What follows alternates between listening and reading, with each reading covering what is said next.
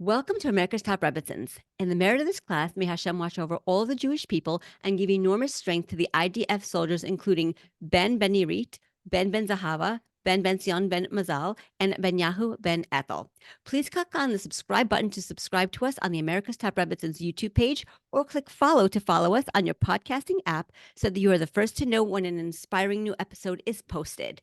Today, I am so happy to welcome Rivki Silver to our podcast.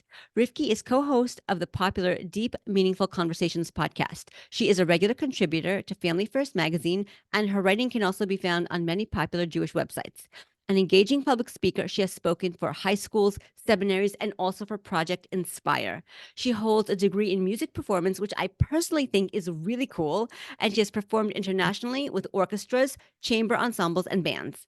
Rivki enjoys playing piano for events at most of the day schools in Cleveland, Ohio, where she lives with her husband and her children. Thank you so much for being here. Please tell us more about yourself and what you do. Thank you so much. It's such a pleasure to be here. You have an amazing podcast and you've interviewed so many amazing women. I'm humbled to have a chance to be on here as well. And it's just really such a treat. Thank you.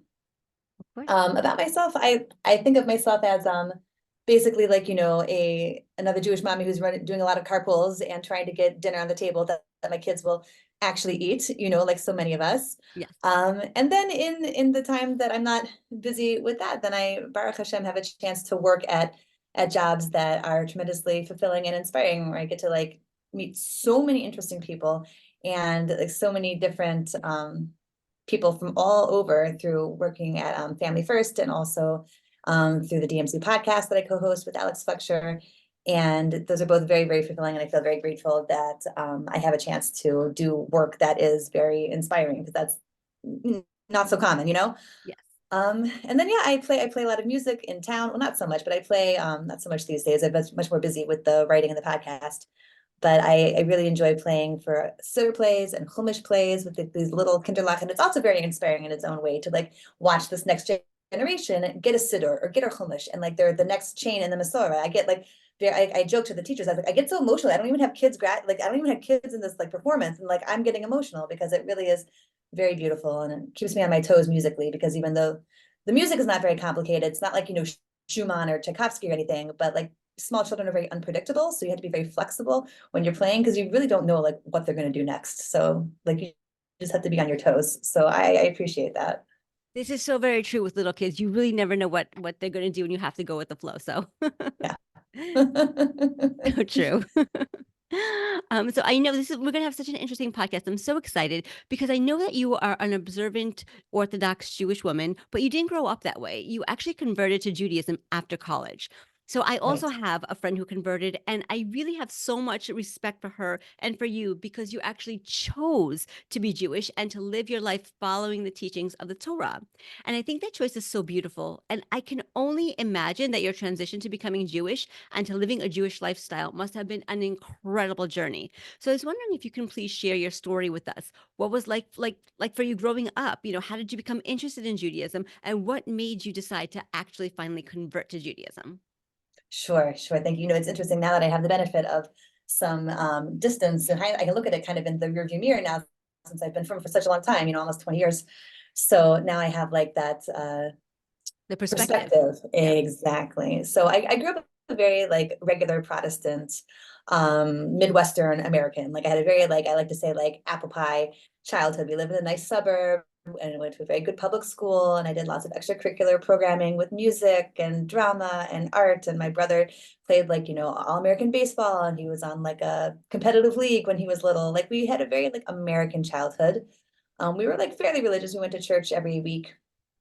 And I was involved in like my church's youth group when I got to high school, and I did volunteer work at a home for children with developmental disabilities. And I was involved in like the programming for like singing and like kind of like worship stuff. So it was like I was pretty involved, but I was also like very regular. And I went to homecoming and I went to prom, and I had like an after school job at like the grocery store and later the mall. So it was like totally standard regular. I grew up in Des Moines, Iowa, Oh, which is not a wow. place that, yeah, exactly. It's like now I don't usually lead with that when I'm meeting people for the first time, because it's such like because that's exactly the reaction, like Des Moines, Iowa. But you know, it's so, You so know? what's so funny? We were just in Des Moines, Yeah. Iowa, my family and I, this past summer.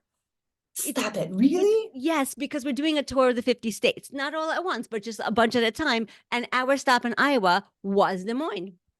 I love that. That's fantastic. Whenever I'm doing my talk, I often ask it, has anyone ever been to Des Moines, Iowa? And usually there's like yeah, exactly, maybe one hand. So this is so delightful. I'm so happy you got to be there. It's a great town. It's And beautiful. it's a great place to grow up if you're like, a random Protestant American, smaller Jewishly. But I had a very like fantastic childhood. My parents are great. My younger brother is great. He was annoying growing up, but he's a good guy. And everything was I was a good kid. I worked hard. I stayed out of trouble. I had nice friends. Life was just like it went just exactly the way it was supposed to go. So of course when I graduated from high school, I went to college because that's the way life was supposed to go. That's what you do next. You go to college, you have the college experience. And my parents let me major in music, which was actually incredible. Now that I'm a parent, I'm like, oh my gosh, it's so impractical. But I got a scholarship to study music. I had been playing clarinet since I was, I think, 10. And I've been playing piano since I was 8. And Baruch Hashem, I have an aptitude for it and I was good at it and I enjoyed it. So, this is my plan. I was gonna go on and do something professionally like in the music world. Maybe like teach at a college, also hopefully play in some chamber ensembles or an orchestra on the side. Musicians have to cobble together many different jobs in order to make a living. So I was just kind of like on that track. But in college, things got a little bit like interesting because like all of the nice like conservative values that I had been raised with and the nice like lifestyle that I had been living with, like when I got to college, like all the messaging that I got was like basically the exact opposite. It was like, go party, go have fun, go have all these crazy experiences, all these things that like literally like a month before I would have gotten grounded if I had done. And now it was like, no, this is the time. And like this was like the culture. And my parents sent me to college and they knew this was the culture. And I was like the kind of kid, I just did what I was supposed to do. But now everything I was supposed to do was like the exact opposite of what I had been supposed to do. And I was like, well, that's interesting. And then also there was like a real like implicit kind of vibe. And I went to like a small school in Missouri. It was like not like a huge party school or a huge like bastion of progressivism or anything. It was just like a nice liberal arts school in Missouri. But the messaging I got was really like, if you buy into organized religion, you must not be very intelligent. Like smart people aren't really Wow. religious. It was just kind of like implied in some of the classes and some of the programming. And looking back, I had professors who were religious, who went to church, but they were very quiet about it. And the people who were louder were, and like the people who I was hanging out with, like no one was really into it. So I just kind of, and I myself had started to have questions about things when I was in like later high school, as kids do when they start to explore and they start to think critically about like the systems in which they were raised. I was like, individuating. And so I just kind of like drifted off into this, like, I just kind of drifted off into this college experience. And I was very academically successful and I did very well, musically, and I graduated with honors. But by the time I got to graduation, I was kind of just like a lost soul. Do you know what I mean? I was doing all the things I was supposed to do. I studied in Europe for a semester and I was part of a band and I had all these cool artsy friends. And, like, I sometimes like look back and like my life was kind of like a movie, like I had all these really cool experiences, but we were all like miserable and confused, but we were all miserable and confused. So I was like, well, maybe this is just what it's like to be 20. So my plan was to go to graduate school and get a higher degrees in music. And I applied to 3 top tier schools. And to the shock and dismay of everyone, my professors and myself included, I didn't get into any of my choices. Oh, I didn't get into wow. one. Yeah, it was a little bit disappointing. I wrote a lot of bad poetry in that time. It was like very devastating. But I'm sorry. one I'm of my sorry. That must have professors, been, yeah, a tough experience not getting into the school. And I'm sure you were talented and everything. So that must have been really hard. it was, and I should have like in retrospect, like whatever. I can tell you all the things in retrospect, but it is what it is. And for someone who never really experienced any like rejection or disappointment, it was like it hits hard when it hits the first time. Yeah. So one of my professors saw that I was like spiraling, and he was like, "Are you okay?" And I was like, "Does it look like I'm okay?" Like. And he said, it's hard, but right now you have an opportunity. You can, if you want to, you can regroup and apply to different schools next year and, continue on this trajectory. Or you can ask yourself, is this really what you want to do with your life? And so like, it was good. It was great advice, but I had never had a plan B. Like I didn't have plan B. I had never thought about plan B. So I didn't even know. So I went from like, oh, I'll just be a musician to like, I don't know what I'm going to be. And I ended up moving back home to my parents' house. They had moved to St. Louis, Missouri at this point. They moved when I was a freshman in college. And so I moved back to this house that I had not grown up in a city that I was unfamiliar with, in my parents' basement in the suburbs. All my friends are going off to graduate school, and I was like in the suburbs of my parents' basement. And I was like, oh, this is Aw. not fun.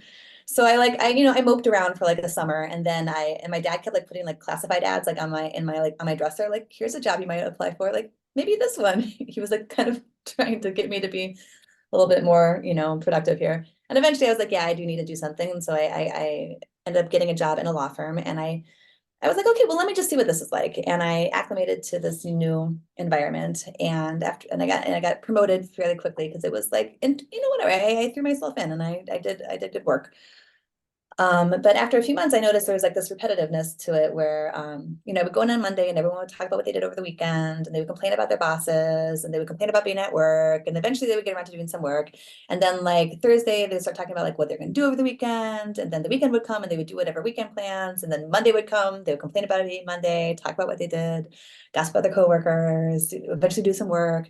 And it like went on like this. And I was like, wait, after a few months, I just said to myself, is this adulthood? Like, this is it? This is like what we've been like rushing towards our entire life. Like, it was just so anticlimactic, Yeah. and I was like, I had like a little existential crisis, I was like, Yeah. what? All right, so that's the stage is set. Now at this point, this is when Hashem started sending me like absolutely crazy hishgacha practice. Like, this is like divine intervention that is just unexplainable. People started asking me if I was Jewish. They started bageling me, basically. Like, how do you bagel a Protestant, But so I was outside my office building, and there was this guy who like worked in the same building but different company, and we would be outside sometimes on break at the same time. We would schmooze, and then one day he was like, "So, what temple do you go to?" And I was like, "I don't really. No, I'm not Jewish." And he was like, "Oh," and then it was like awkward. But and another time I was at a party. I Wash U's campus, which has a very high Jewish student body. And I was just schmoozing with the girl, and she was like, "So, member of the tribe?" And I was like, "No, no, not me." And then I was at a coffee shop, and I was like wearing like a skirt and a cardigan and like Birkenstocks, and my hair is naturally like wavy. And I was sitting there like having coffee, and a guy came up to me, and he was like, "Are you secular or religious?" And I was like, didn't even understand what he was asking. Like, what is this strange question? And I was like, mm. And he said, "You should go to h.com." And I was like, what are you talking about? And then I was at a hip hop concert. Someone asked me if I was Jewish. And then this is the one that takes the cake. I was at a bar, and a German exchange student came up to me and apologized for the Holocaust. Oh my He was gosh. like a little inebriated, and I was like, "It's okay." And he was like, "It's not okay." And I was like, "I mean, you're right, it's not okay. But I'm not the right person to apologize to. So Oh it's my crazy." gosh. Right. So this is like fine. And then as if all of this wasn't enough, I was having lunch with my mom, and I told her, "Mom, like, it's so weird. People keep asking me if I'm Jewish. It's so weird." And she said, "Oh yeah, that happened to my mom all the time too." And I was like, "Excuse me, Mom, like what is this? This is new information." And yeah, she said that her mother was a hairstylist in Milwaukee. She had a lot of Jewish clients, and they were always like, "Irene, you look so Jewish. Are you sure you're not Jewish?" So I ended up finding some genealogy in my parents' basement, because my mom like saved everything, every project I had ever done in school. I had a lot of boxes to go through. So I went through this box, and I found some like genealogy project I had done in 8th grade. And like I had to like track hair and eye color, whatever, through family. And there was some family member who was really into ancestry and sent me this whole sheet of ancestors who had come over from Europe in the 1800s from Prussia, which doesn't even exist anymore. It's actually Poland now, this region. And the name of the family that came over in like 1843 was Kramer. And there were Millers and there were Newmans. And I was like, what if we are Jewish? So that's how I got interested, because I thought like, well, maybe we are Jewish. And then I remembered that guy had told me to go to h.com. And I was like, oh, well, maybe I'll go to h.com. Like, what does it mean to be Jewish? Like, I knew Seinfeld, I knew the Beastie Boys, I knew all the cultural Jewish things, even growing up in Iowa, I did know Jewish people. And like, but I was like, but what does it really mean? Americans are so interested in where they come from. So this was just like another, like, whatever. So I went to h.com, and like my mind was totally blown, totally blown.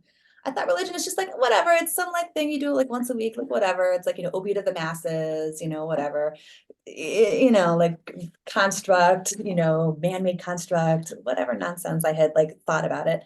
And here I saw like all this like very detailed like instructions about how to interact with everyone around you, like societal instructions. Like the concept of being out on the chavero was nothing that I had ever really experienced. That the rules that govern the way that we interact with other people, like they matter, and not just that they matter. It's not just like this vague, like be a good person, do unto others as the way you would like them to do unto you, follow the golden rule. It was like, no, this is how you do it. You don't gossip, you don't slander, you give people the benefit of the doubt. If you see your friend and your enemy unloading a donkey at the same time, you help your enemy first because you're not allowed to hold a grudge. Like, I was like, this is incredible. Like, is there actually a society where people are actually living according to these precepts? Like, I want to live there. That's where I want to live. Wow. So I was just like reading like article after article after article. I asked for a lot of dating advice because like I didn't know how to date, and it was like very it was like the Wild West out there. And I was like, this dating advice is amazing. It's way better than what I'm reading in Cosmo magazine, you know? Right. So so like, but then at a certain point, so I started like going to like a reform synagogue, like, you know, and but like hiding in the back. 'Cause I didn't know how to explain to people like, oh, well, I'm not Jewish, but maybe I might be Jewish, but like, I don't know. Like it was very confusing what was going on, you know? And I felt like very like flaky a little bit. Like, so I felt like embarrassed a little bit. Like I wasn't sure what I was doing. And at a certain point, like I realized that any of those relatives, any of those Jewish sounding names, they had all been very nice Lutherans. They're all buried in Lutheran cemeteries in like Minnesota. And if anyone had ever been Jewish, it was like in like their Heim. It was so far back that it halakhically didn't make a difference. So then I was like a little stuck. I was like, okay, but Judaism is really, really cool, but it's for Jewish people. And I'm not actually a Jewish person, even though everyone thinks I am, you know, like, so then I was like, but that means I'm gonna have to actually like convert, which that's weird. Like, who does that? Like, none of my friends are like, I'm just going to convert to a religion now. Like, that was like not like I didn't know anyone who had ever just converted to a new religion because they liked the religion. So, like, that was like a whole mindset shift. But I found the idea of living according to the Torah and living in a community where people were doing the same thing tremendously compelling. You know, like it was like so clearly not like a man-made religion to me. I was like, this is clearly like more than that, because like no human being could come up with such like a intricate and well-constructed like system. Do you know what I mean? It's too good. It's too good. And then the rules are so intricate to follow. They're so detailed. And so much discussion over thousands of years. I was Yeah. like, and just the longevity of the Jewish people. So I underwent, so I decided that I would explore all the, like, I would see like where to convert. You know, I knew that there were different types of Judaism. So I was like, okay, so I started by the Reform. And that didn't quite do it for me. Like I didn't, everyone was super nice and very welcoming and very lovely, but I didn't see like what I had been reading about online, I didn't see it, you know, being modeled or being lived. And it was when I finally went into like the Orthodox world and I was like, oh, this is where it is. And that's when I embarked on an Orthodox conversion. Wow. That is wow. That's a journey. And then I mean that's like the journey of how that's the start to the journey. That's a journey to begin the journey, actually. Right, exactly, exactly. That was just all the pre stuff. Like that's Right. before you even get into being Jewish, you know? Right, right. And then like what was the conversion process like? I mean, I know you have to study, you have to meet with a rabbi, you really have to know what you're doing. Like when you go into the mikvah, when you finally become an Orthodox Jew, you really have to be able and be prepared to live the lifestyle afterwards. So there's a lot of studying and learning and preparation that goes on beforehand. Yeah, exactly. I did. I think the first time I met with the based in, like they gave me like a whole reading list and books to buy. And they set me up with a chavrusa. And I basically just spent it really only took me a year, which is actually very short. And I do believe it takes longer now. Yes. But I've always also been like a real overachiever. So like I really, you know, threw myself into it. And I went to like every class I possibly could, you know, at the kollel, at Aish, at the shul, you know, and I had chavrusas and I kept reading online. And I was working at a different law firm now. And I went to the Aish tape library and I picked out like every tape I could. And I would just go, like the work was not very like intellectually stimulating that I was doing. So like I could really multitask. So I listened to Shirim for like 8 hours while I was like doing data entry for these like, you know, legal forms. So like I really just threw myself in and tried to also learn like the social nuances, which that is a whole thing in and of itself. And there's no like book or like Aish.com article to tell you like when to switch over from clear tights to black tights. You know what I mean? It's all these little nuances of being from. Yeah. But no, I really threw myself in, and you know, it was a real paradigm shift, you know, really completely overhauling the way that you look at the world, learning a new language. Languages have always been, Baruch Hashem, like easy for me. Like Hashem did a major favor for me there. So that wasn't so bad. And I've always been like nerdy enough that like I love learning, like I love all this stuff, like I love school. So like that part was easy for me. Yeah. But just kind of like learning how to rethink about things and learning how to sift through, what thought processes and what belief systems and whatever from quote unquote before are actually kosher and which ones do need to be gotten rid of. And this is something that I think is very common for anyone who goes through a hashkafic shift, is that it's very common to like throw everything out. Everything is bad. I got so rid of so many cute shirts that I didn't realize you could just put a shell under them. So many cute shirts. Right. It's true. Like things like this. I was like, oh, but it's sleeveless, so it's gone, or whatever. So like just all of these little growing pains of trying to figure out, what is actually still okay and what is not, because not everything is bad. Some things like have a makor anyways in Torah and Judaism. You just don't know it, you Right. know? And so that was a process that took probably, I would say, like 6 or 7 years, really long after converting too, when you're actually living as a Jew and like living in a community and you have kids and you have a husband and it's you have to really figure out how to actually be, more than just learning it and absorbing all that information. Like then you have to actually put it into practice, Exactly. which is a completely different ball of wax.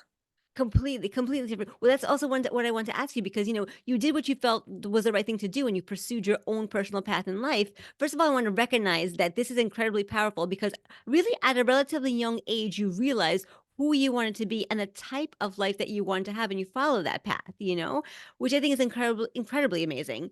So I want to see, like, afterwards, after you got like everything kind of figured out, how did your life change after you converted? How did you adjust to living a fully Jewish life? And most importantly, how did you feel on the inside, emotionally, mentally, spiritually? Did you feel different after you officially became Jewish? Like, what was it like for you?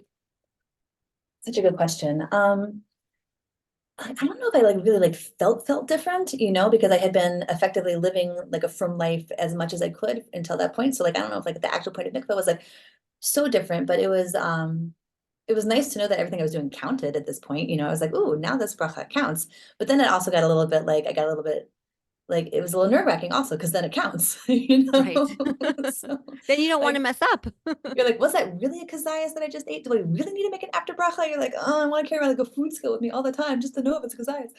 But so like the kind of like that pressure and that responsibility definitely was something to kind of also I'm a perfectionistic type, so that I think that's probably where like that pressure then came from, like whatever personality type we're given, that's kind of how it manifests also in our observance. Yeah. Um, I would say that like, how did it really change? It was just a process of kind of, I had always been a very confident kind of person. Like a lot, my parents did a great job instilling like a lot of like positive, like, self-esteem in me, which is fantastic. Maybe a little bit too much, but that's okay. I think it's a worthwhile error, But then just to really go into just not knowing what to do all the time was like a little bit, it was humbling and also a little like disorienting, like I knew how to, I knew what bracha to make on things. I knew how to say Shemona Esrei. I knew how to, I know what I was supposed to address more or less, I knew like the rules, but then like all these nuances of like, well, what do you do at a vort? How long do you stay at a vort? Like, what about a kiddush? Like how do you say Shema with your kids at night? Like I never knew that there was like a little tune, like a little trope of how you kind of chant Shema, like that when my kids started coming home after they got to a certain like age, then like they would say it like, they have to like, they would have a certain way of saying it. I was like, oh, there's like a way to say it. You don't just like say it. Like there's a rhythm to it. Like I didn't know. Like how would I know? Right. I don't know. So like all these little like constant realizations that I'm probably doing things wrong, like all the time. Well, you're And people are learning. and people are very kind. I know, but I always like hated being like I always hated being like a tourist. I always wanted to just be like, like I always was a person who like I didn't want to go on tours. I want to just kind of like blend in with the scenery and have like an authentic experience. And so now I was always just kind of a little bit of fish out of water. And it was like it's a humbling experience and sometimes embarrassing and just kind of like had to keep my mind on like the ultimate goal of like ultimately I want to be comfortable in my skin, Right. and and learning like how much, how like I don't mind coming on to you and telling you like, my story and my journey and everything, but like I didn't want to have to say it at like every single Shabbos meal I ever went to, so I had to also figure out how to answer questions. Where are you from? Like if I said Des Moines, that led to a conversation. If I said St. Louis, that did not lead to a conversation. So I That's had to true. kind of like figure out like these nuances of like, and also like when you first become from like you do want to tell everyone because it's exciting and it's like literally happening to you right now. It's like, whoa. And then to kind of figure out like when to kind of tone it down, and to just kind of be part of the wallpaper, because like ultimately I did kind of want to be part of the wallpaper because I wanted my kids to just be quote unquote regular, and I didn't want them to be, like in the spotlight in a way that maybe they wouldn't appreciate. So it was just like this process of figuring out like what parts of my past I was comfortable sharing with people and what like maybe not so much. I was a very regular college kid, so use your imagination. I had lots of regular college kid experiences, and not all of that is like fit for consumption, That's true.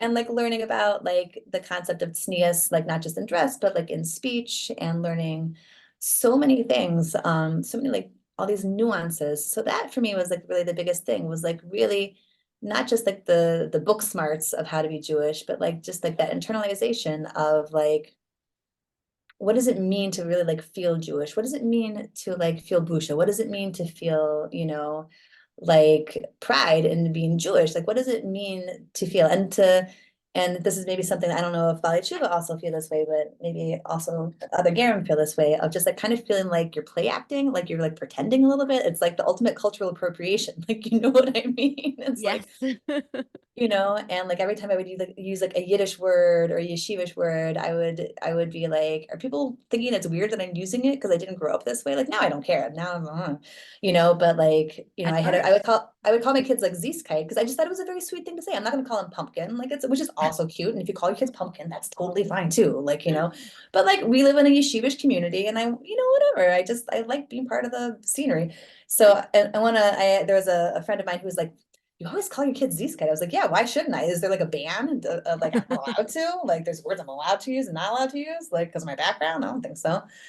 But it definitely did take a while before it didn't feel like I was like putting on a costume, I would say it took about 7 years before I felt like, no, this is really who I am now. I'm like really integrated externally and internally and comfortable in my own skin. And I feel like that's when I really was able to start being confident and contributing to the Jewish community in a way that I felt was meaningful, and as opposed to just trying to like find my feet and find my footing.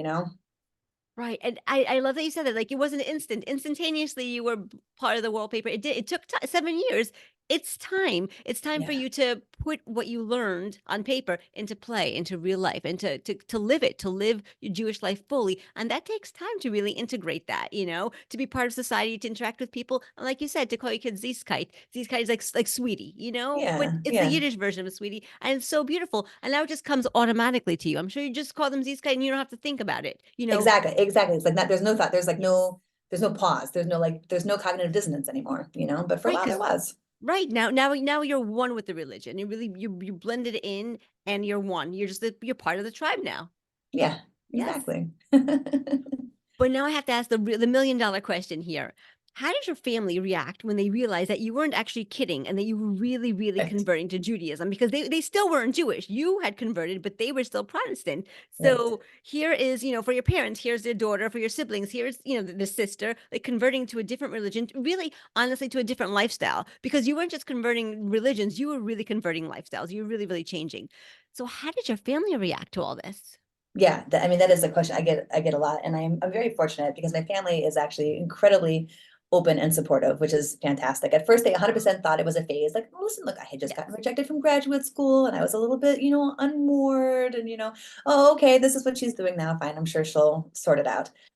And then like when I started converting and I moved into the community, they're like, okay. So my mom like started coming to Aish classes with me. She wanted to see what it was all about. She would come to like Shabbos meals. It was Wow. like really, really cute. There was a family who I rented, like they had like a basement room that I rented from them. And so she would come to them for like a Shabbos meal or whatever. Sometimes my dad would come too. And the Jewish community made a tremendous like Kiddush Hashem, like really the St. Louis community is very special, and like it really made an extremely positive impression on them, and everyone was very welcoming and very warm to them. and they to themselves, like they really also were open to it. And I think that my mom has said, many times before, that compared to like what I went through in college, like here, even though yes, this was Judaism and not Christianity, and that comes with, complications, but like she's like, but you were like living like a God-centered life. And I was much more stable, so to speak, Wow. than when I had been in college. And they saw it ultimately, even though it was definitely out of left field and definitely nothing anyone ever anticipated, it was ultimately a much more positive shift for me.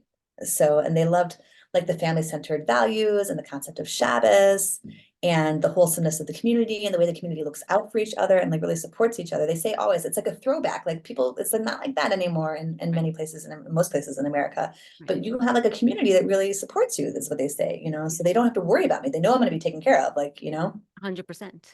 So my younger brother, it took him much longer because it was just very weird to have your older sister, I think, convert to a different religion. So, he was a little bit more like, but now he just texted me the first night of Hanukkah, happy Hanukkah.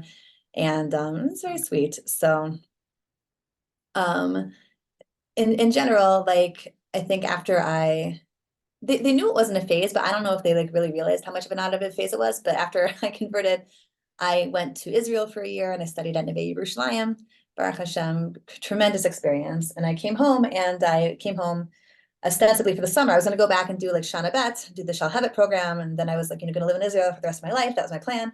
But then I got introduced to my husband and I got married and here I am still in Chutz. Baruch Hashem, this is where we're meant to be now. But then when I was married, and he's a great guy, so that also major points. Like they really like him a lot. And then, we started having kids. And so then they're like, this is really like different. But we really do like make it work as much as possible, and like I think that because we already had like a healthy, positive relationship going into it, so then it was really able to weather the bumps of, when I went through they call it the flaming Ba'al Teshuvas phase, where like everything is like very black and white and everything is like on fire all the time, and they True. they really put up with a lot of nonsense for me, and like they deserve all the credit for that. And then I finally toned down and was a little bit less like dramatic. And Wow. we really found like a lot of ways to have a really good relationship, in a way that is still within the framework of what I am allowed to do and what I'm not allowed to do. And my kids have, Baruch Hashem, a close relationship with them. They were just here for Thanksgiving. We have them Beautiful. every Thanksgiving. They come to us because that's the one holiday that we can kind of do in common. So they come to me. I make all the traditional foods. I think there's one year my brother came too. It was like it's a whole thing. It's really beautiful and really special. Like, I just really want to commend you on that because not everybody has that. Yeah. You're very, very lucky. So I just really, Yes. I am very, very fortunate. yes. I know a lot of people who do not have this kind of support. And I was talking to a few of my friends who are Ba'al Teshuvas because I was like, this is my experience. And like my parents, even though it's maybe a little weird for them, it's not like they don't feel like personally Offended. like right, because it's not like I'm reject it was, I mean, I guess ultimately like a rejection kind of, but like at the same time, it's not like, oh, I'm doing Judaism, quote unquote, better than you, or whatever emotional, it's a real thing, it's a real thing to feel like, oh, this wasn't what we did is not enough, like, Right. And Right. so I spoke to a couple of my friends who are Ba'alei Tshuva who have good relationships with their parents. And they said, yeah, it's really like a lot of, I think ultimately it comes down to if both parties really want to make the relationship work, then they can really find ways to make it work and just have that open communication and not to avoid just tackle those hard conversations head on. Like, what are you going to do about food? Like, what are we going to do about food? What are we going to do about, when you come for Shabbos? Like, how are we going to do it? Because as one of my friends said, she's like, we chose to become frum, but my parents didn't. So like, we're not going to expect them to behave like us when they come to our house, but there can also be boundaries. Like, maybe don't use your phone around the kids. Like if you want to use it in the guest room, like isn't the hate, but like maybe just not in front of the kids. And every family can kind of work out based on whatever their relationship is and their, ability to communicate with each other. Usually when both parties want to make the relationship work and when the relationship itself is like the primary focus, Right. then people are able to compromise and to find ways to make it work within like the parameters of halacha. That's the key. That's totally key. Yeah, So we have time for one last question, but I think it's an important one. yeah, Because there's several people listening right now who either converted to Judaism like you or became a Ba'al Teshuva. In other words, they were born Jewish, but they did not grow up religious and eventually decided to become observant, like we were just talking about. yeah. Some people, like we said, received a lot of love and support from their families during their journey to living a fully Jewish life. And however, not everyone was that lucky. So for some people, their families were opposed to them converting, or in the case of Ba'al Teshuva, they were opposed to them taking on more mitzvot and becoming more observant. So sometimes when you lead a life other than the one you were brought up to lead, it causes a lot of friction and fighting within families. Yeah. So for those families that maybe don't have that relationship that we were just talking about, what advice can you give to people who are either converting to Judaism or those who have decided who are Jewish and decided to become more observant than their family members in order for them to maintain a good relationship with their non-observant or non-Jewish family members if they didn't already have that core relationship going before they decided to take on an observant lifestyle?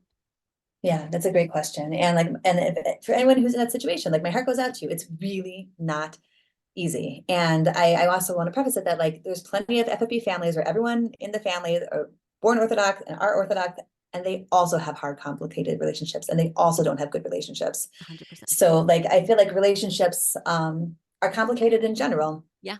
And I think that if a relationship is already not super healthy to go with, it's probably going to continue to be not super healthy. But we have Torah and we have the idea of kibbud av v'em, and we have Rabbanim and Rebbetzins and mentors that you can go and you can say, this is my current situation. My family is very antagonistic. I want to still be respectful and I want to still, keep the door open for a relationship. But in this current situation with these challenges, what do you recommend I do? What does the Torah say that I should do? How can I honor my parents who brought me into this world and raised me, even if they had their challenges, their own personal challenges, and we all hope that our kids, when they grow up, look at the things we did right as opposed to the things that we did wrong. But some relationships are objectively very challenging and have negative aspects to them. So a person who has Torah in their life can then say, how can I give kavod and respect to my parents for what they have done for me, but also still maintain like a healthy emotional situation for my family. If someone's very toxic or someone's very negative, how much can I let them in my life in a respectful way, but still to not make myself get dragged down into the negativity, And I think that having the Torah as a guidepost and also having people who are, you know, trained in these areas and who are experts to be able to get guidance and to get clarity is a tremendous gift, and it should be utilized as much as possible. And to also just have realistic expectations that like, you know, a difficult relationship may always be difficult, but that doesn't mean that you can't make the best of whatever it is you have, and to accept that it may never be like the fantasy dream relationship that you want or that you imagine your neighbor has, and your neighbor's relationship is probably not as good as you think it is either. So don't worry about it. Just remember that everyone has their own stuff. And what we see from the outside is not necessarily, whatever we project onto it. And the Torah gives us the tools to be able to make peace with complicated situations, and to the tools of bitachon and amuna, and just like learning and delving into the wisdom of this, thousands of years of psychological understanding and insight that is found also in the Torah are all tools that can be used to help take the edge off of a painful situation, because it's painful when you don't get along with your family. There's no getting around that. That's just painful. But the Torah has the tools to help us deal with that pain. I really love that. I think that's really just spot on because, like, when we're looking for answers, that's where we should look for them. We should look for them in the Torah. And if we don't know them ourselves, we're not educated, we didn't have the background to know that ourselves, we can always go, like you said, to our rabbi, to a Rebbetzin, to a mentor who knows more than us, who can guide us through the lens of Torah to help us navigate these relationships and these difficult situations in our lives. I think that's really, really spot on. So thank you for that. Really, really good advice. Thanks. I need to remember to take it myself sometimes because it's very easy to forget to take that advice. It's true. Well, thank you so much, Rivki, for joining us on America's Top Rebbetzins. And in the merit of this class, may Hashem watch over all the Jewish people and give enormous strength to the IDF soldiers, including Ben Nirit, Ben Zahava, Ben Zion Ben Mazal, and also Ben Yahu Ben Ethel. Thank you so much again. Thank you. It's been a pleasure.